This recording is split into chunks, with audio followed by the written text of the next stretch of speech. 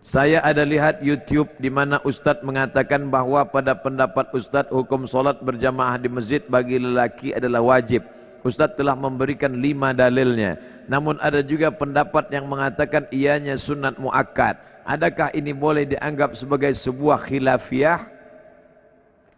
Menurut mazhab Syafi'i sunat. Menurut mazhab Maliki salat berjamaah di masjid sunat muakkad. Menurut mazhab Syafi'i fardu kifayah. Menurut mazhab Hambali fardu ain.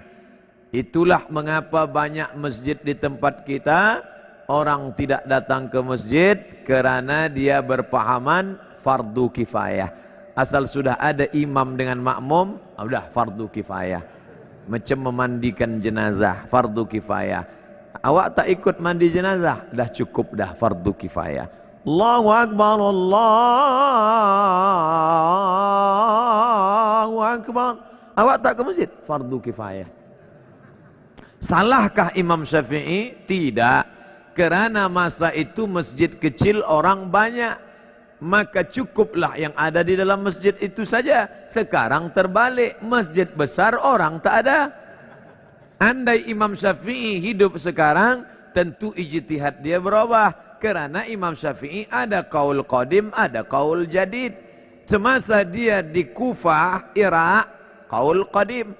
Pindah ke Mesir tahun 200, meninggal 204, 4 tahun. Datang pendapat qaul jadid, melihat keadaan. Ini ijtihad imam, melihat keadaan sekarang. Umat meninggalkan masjid, perlu kita ambil pendapat yang mengatakan fardu ain, karena kalau tidak umat ini akan tinggal. Dalilnya mana? Dalil yang pertama, Nabi selepas salat memandang kepada jamaah, bertanya, asyahidun fulan, asyahidun fulan, asyahidun fulan, mana si fulan, mana si fulan, mana si fulan. Andai fardu kifayah, tentu Nabi tak bertanya, cukuplah kita sahaja, yang lain tak sembahyang pun tak apa ke masjid, fardu kifayah. 2, Nabi mengancam, layan tahyanna, mereka yang tidak sembahyang ke masjid, layan tahyanna, berhenti, jangan lagi buat sembahyang di rumah. Kalau mereka tetap buat sembahyang di rumah, la uharriqanna alaihim buyutahum, aku akan bakar rumah mereka. Ini wa'id menurut ilmu usul fiqh. Wa'id litahdid, ancaman, litahrim, perbuatan itu haram, maka haram lawan daripada haram adalah wajib.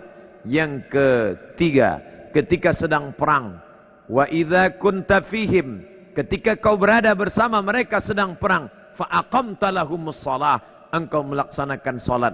Dalam perang pun tetap salat berjamaah, namanya salat khauf. Imam di hadapan, makmum 2 baris, baris pertama salat, baris kedua memegang tombak anak panah menjaga serangan musuh. Selepas salat baris pertama mundur ke belakang, baris kedua maju ke hadapan. Sedangkan perang pun tetap salat berjamaah, apalagi tidak perang. Dalil yang keempat, Nabi SAW didatangi oleh Abdullah bin Ummi Maktum. Ya Rasulullah, izinkan aku salat di rumah kerana ana dharir, buta, laisa li qaidun yaquduni, tak ada orang yang dapat membimbing membawa aku ke masjid. Nabi bertanya, atasma'un nida, apakah telingamu mendengar suara azan? Itu menunjukkan orang yang buta tak dapat melihat jalan. Bila dia mendengar, dia tahu di mana letak masjid kerana telinganya tajam. Oh, di sana letak masjid. Apakah kau dengar suara azan? Ya, datanglah ke tempat itu kalau kau mampu. Maka kalau orang buta saja, Abdullah bin Ummi Maktum tua, buta, tak ada yang membimbing, tetap disuruh Nabi. Apalagi yang sehat wal afiat. Cukup satu dalil bagi orang yang mau menerima kebenaran, tapi 1001 hujah untuk menolak bagi yang bukan mencari kebenaran, tapi hidupnya mencari pembenaran.